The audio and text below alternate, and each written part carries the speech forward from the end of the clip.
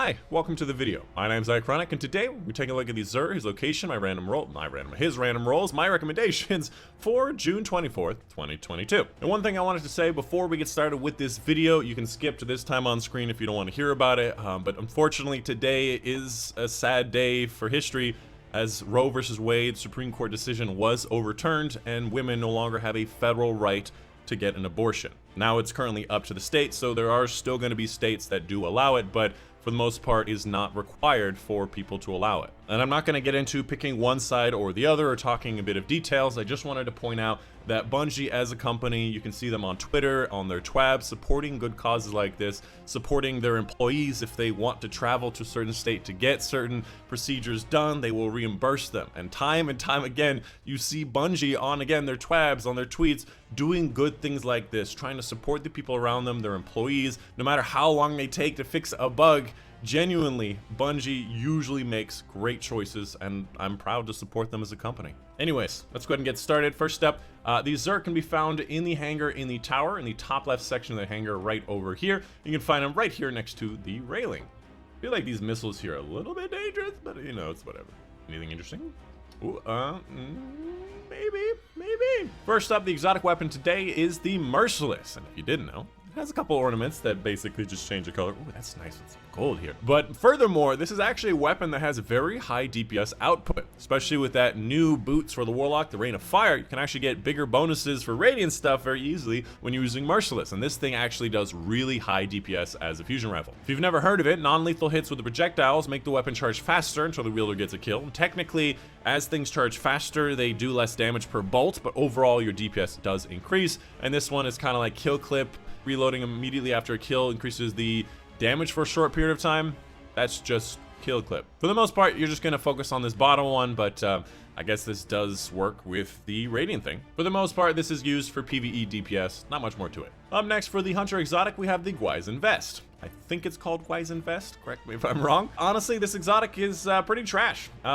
67. It's honestly pretty trash because each spectral blades kill you make before going into stealth, which is the heavy attack, will restore more of your super energy. And this is basically just elongating the super. Now here's the problem. Spectral blades have been nerfed like 17 different times, although it's still a decent super. This really only kills a number of changes the number of kills per game by like 1 or 2 kills, so it doesn't make a long-term impact. And obviously I'm referring more to PvP because this is more of a PvP exotic because Spectral Blades is not good in PvE. So TLDR, it doesn't make a big difference as a whole. You're better off with neutral game affecting exotics like, unfortunately, Stompies is probably still a good option, or Dragon Shadow, or even Frosties. There's so many like stat stuff that's much better. As far as the role goes, you like to see a lot of intellect. Okay amount of intellect, high resilience, high strength, with Incrucible with a high 67. It's a weird role on an exotic I just really don't care about. Up next for the Titan exotic, we have the CITAN'S Ramparts. Essentially, you can put down a barricade, shoot through the barricade, and that barricade has less health. Keeping in mind that special weapons do a lot more damage to a barricade in PvP. Essentially, most people use this in trials or competitive as a nice safe sniper perch, pick off an enemy, and then rush your team. It's actually a good exotic for what it needs to be, and if you have a cheater in the game, you can shoot through walls while they can see through walls.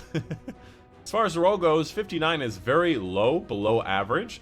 Focus on resilience, discipline, and intellect is not bad. Resilience is literally based on the exotic itself, although low recovery might be a hamper depending on what you're doing. Not personally a recommendation for me. And finally, the Warlock exotic is going to be the Eye of Another World. Honestly, this is like a top 5, maybe top 10 Warlock exotic in the game. It is very useful. First of all, highlighting priority targets, specifically I think are enemies with low health, and it's going to be a silhouette, kind of like One-Eyed Mask, and improves regeneration of your grenade, melee, and rift abilities. Not specifically recovery, but the rift regeneration. It essentially gives you like plus 20 in those 3 different stats, again, just for the non-recovery aspect. And furthermore, it provides a small benefit to airborne effectiveness stat to all weapons. I think small benefits like 10, plus 10, which is not a huge amount, but it's really useful for PvP. And as you well know, abilities are getting better and better. Solar 3.0, Void 3.0, Stasis already being in 3.0. This thing is getting ever more useful.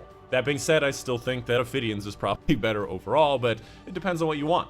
As far as the roll goes, high mobility, most warlocks do not like because they like the Icarus dash if you're using solar, and they don't like to jump as high. A decent amount of recovery and high strength. It depends on your build, although strength is not that great on warlock because the melees are not that great on warlock. So not a great roll, but it might fit with your build, and it is 65, so it's above average. Moving on after that, we have the legendary weapons. First up, the Gnawing Hunger. Send moment, rampage, have range, have range, have range.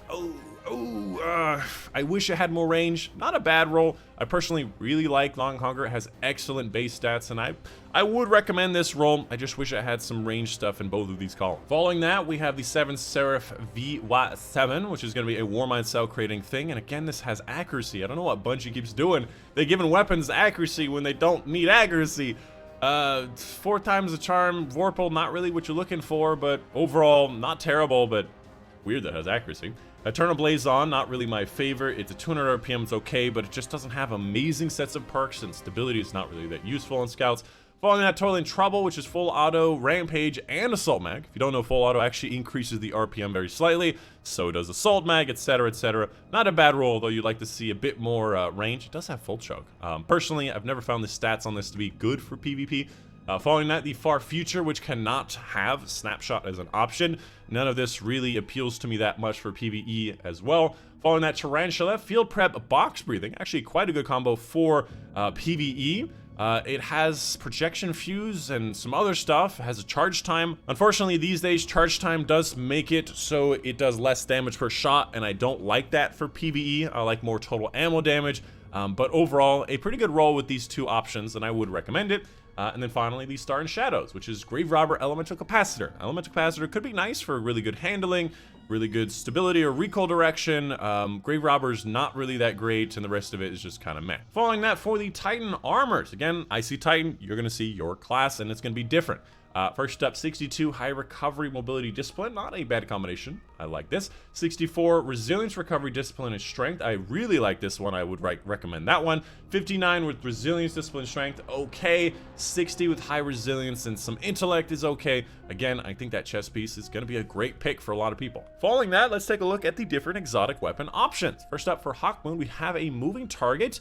We do not have recoil direction on either one of these, and I like that. And furthermore, I do like rangefinder. Moving target's not a bad option. These also aren't bad options, but you can definitely do a lot better. Following that, we have the Dead Man's Tail, which is going to be a 4 times a charm. I believe on this for PvP, you want either Vorpal or moving target, and the rest is really up to you. This overall seems okay, but definitely could be a lot better. And finally, exotic engrams across the entire world will guarantee you an exotic you've never received before, and with a high stat roll. So if I get this piece of crap item, it's 65, which is pretty cool. Sometimes it drops with something really, really high. Like there's that one time I got this Ursa, which is a 69 base, which is kind of crazy. And of course, if you haven't seen it already, I do live stream after all of these videos, as well as all the times on screen right now. Obviously gonna do some open lobbies for raids, some seasonal stuff. Ooh, I think I might do some duality today. Maybe some of the seasonal quest line, which I keep forgetting about. And of course, a big thank you to my patrons on Patreon. Specifically, a big thank you to Mom, Dad, Postalones, Unbox World, Monday, Steve Walkman, Juno Panther, and Casey Reagan for their support on Patreon. And that's it. Hope you guys did enjoy. My name's Dychronic, and I'll see you guys on the next one.